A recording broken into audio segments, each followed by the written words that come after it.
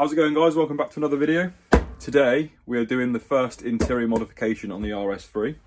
Where have I put the box? Here it is. And that is going to be the Rs3 S3 or A3. No, S3 Rs3 8V interior air vents, which look so much nicer than the original ones. I'll show you what they are in a second for those who don't know. These are just going to modernise the interior of the car because, to be honest, the 8P interior is a little bit dated. It's cool, it's old school and retro, but it's nice that you can retrofit these to go inside the car.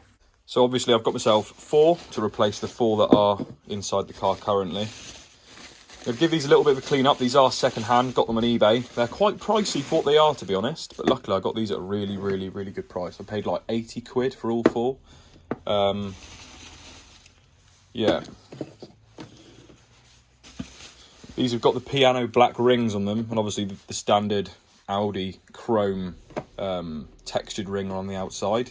The differences with these compared to the original ones, obviously you can see they're circular and they haven't got the flat slats that they have in my car currently. It's got the same 90-degree twist, which obviously opens and closes the airflow completely. It shuts up these 2 fins. You've got so much more movement in flow direction, and also if you push and pull this piece here, that alters the rate of flow in which the air comes out as well. There's little fins inside which open and close.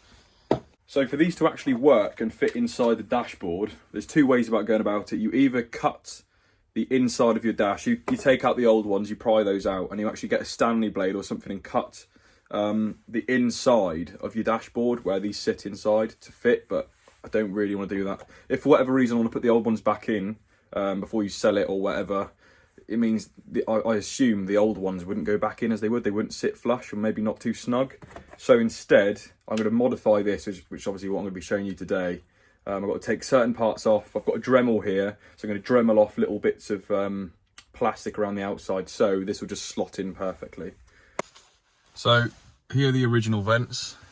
As you can see, they're a bit older, a bit more dated, and these are going to look so much nicer. Actually makes such a nice difference to the inside. A lot of people actually replace the black fins on the inside and replace them for red fins, because obviously certain Rs3 models came with the red fins. It does look quite smart, but for now I'm just going to keep them black, see what I think about that. If I do want to put red ones on, I might make another video where I replace those fins and get the red ones in. But yeah, it's going to look good. So guys, the first thing we've got to do is remove this loose plastic shell that's on the outside here. And to do this, as you can see, there's these little nodules there, these little teeth, all the way around that hook it on. So essentially, you quite literally just bend these up and unhook them. Obviously, this is going to get binned anyway, so to be honest, even if you have to cut it off, that isn't an issue.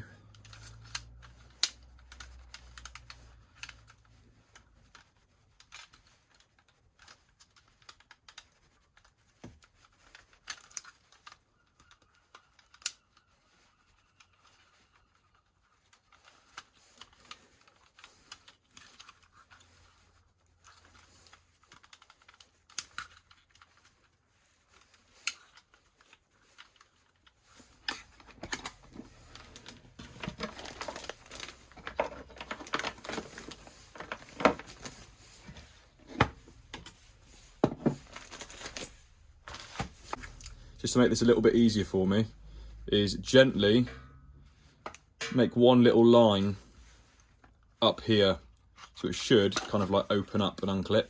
If you don't have use of a Dremel, I advise you to use like a little junior hacksaw possibly, or rather than a junior hacksaw, you could use a pair of pliers and just cut up like that as well. It should still come off even if I don't use any cutting tools, but it would just be a bit quicker for me. Seeing I've got a Dremel here, just as well use it.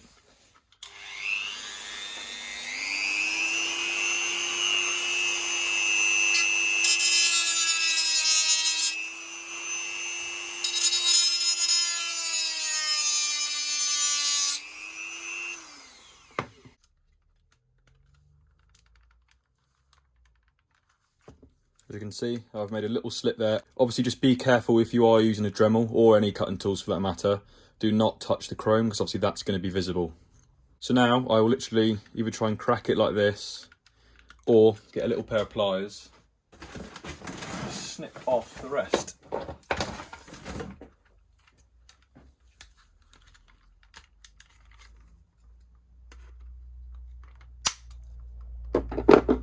Sweet.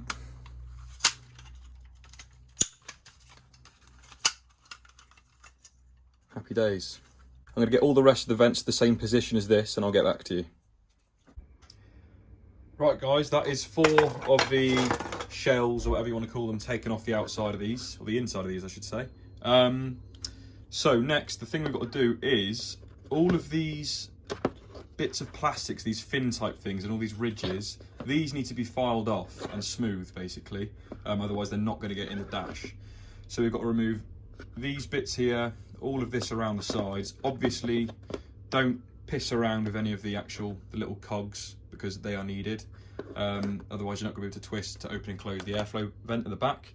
So yeah, I'm going to use the Dremel again, probably a file as well, possibly a junior hacksaw to take off all of those.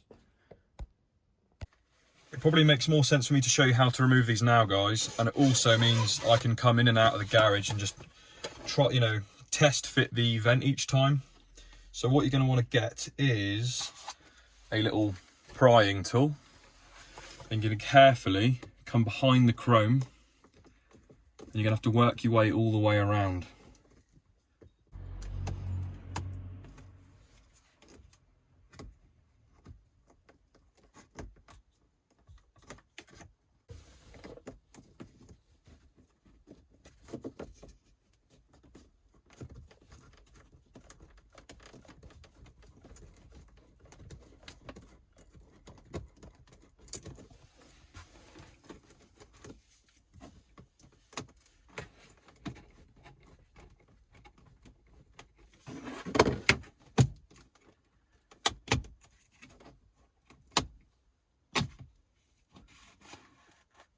There you go.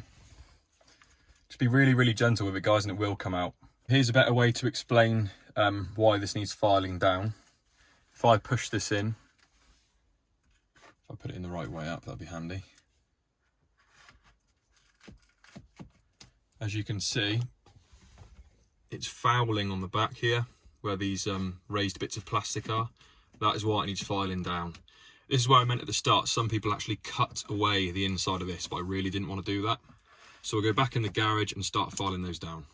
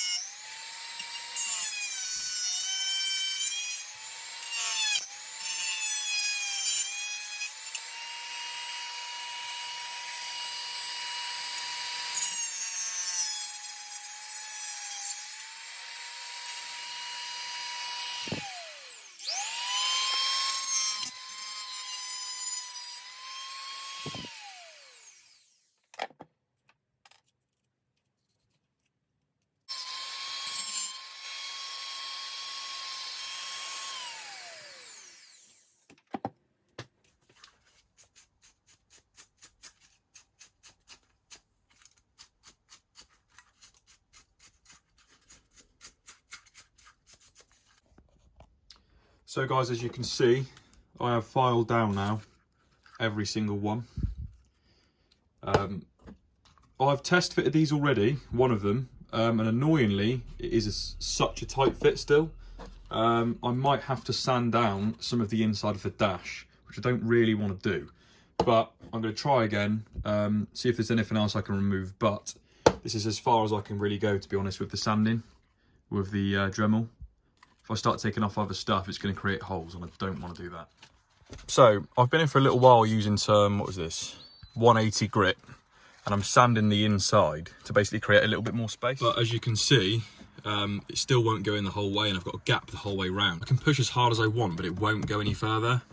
So I'm starting to think I might have to cut it, which isn't ideal, but can't think any other way around it. Right guys, off camera, I have scored a line all the way around, and then one at the back. So hopefully I can pull out a very small, I really didn't want to do this, but after looking at some comments online. It looks like this is the only ways of doing it.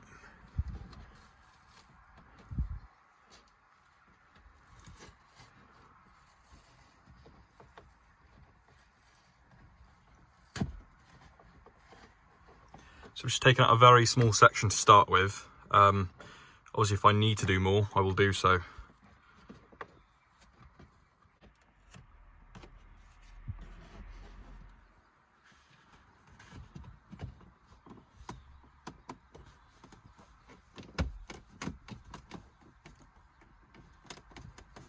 And go straight in. I'm going to try and make it so I can still use the silver bit.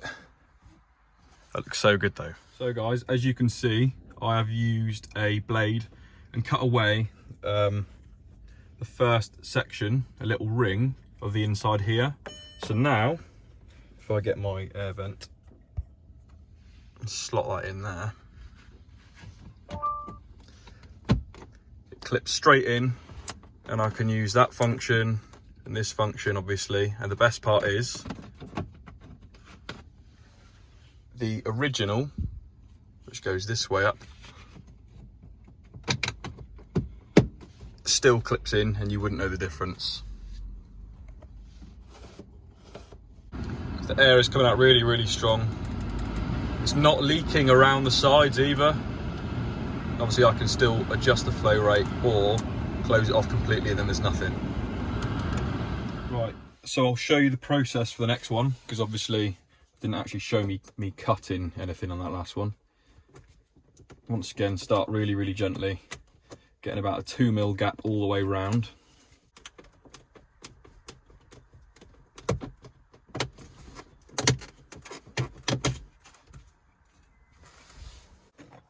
So carefully with the blade, I'm going to cut from about here,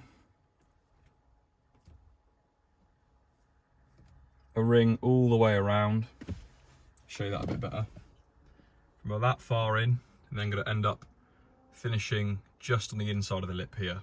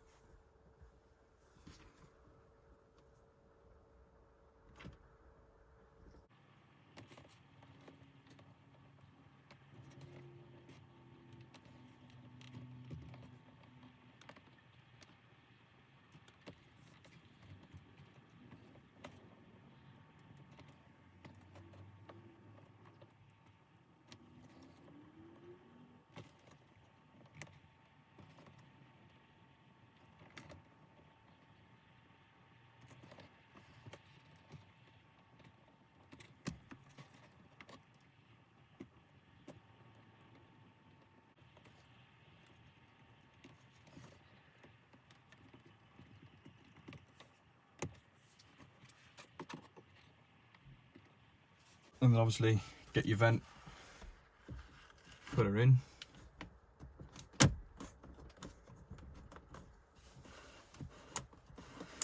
Happy days. Please excuse the absolutely filthy cars hanging in here, but that is it. They're all in and they look bloody mint. As you can see, they all turn and click in place, push, pull, everything works. So I'm really, really happy with it in the end. I'm glad, I suppose I did have to cut them, but I mean, in the end, it is what it is. Like I said at the start of the video, it really modernises the interior, because if I compare it to these things, these are so old.